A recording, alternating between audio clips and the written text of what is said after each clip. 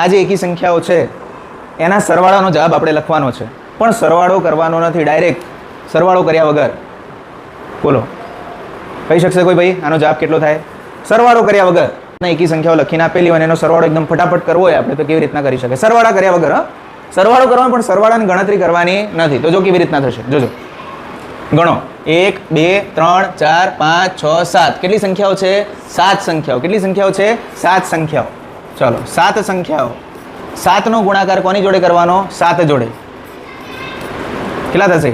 70 49. એટલે આપણે આ શું કર્યું? 7 નો વર્ગ કર્યો ભાઈ. શું કર્યો?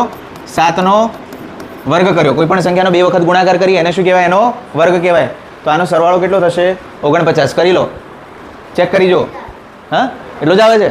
ચલો જો બીજો કરીએ આપણે. શું નિયમ શું છે? જો નિયમ થશે n સ્ક્વેર. શું થશે નિયમ? n square. n સ્ક્વેર એટલે n નો કેટલી વખત ગુણાકાર થાય? 2 વખત. બરાબર.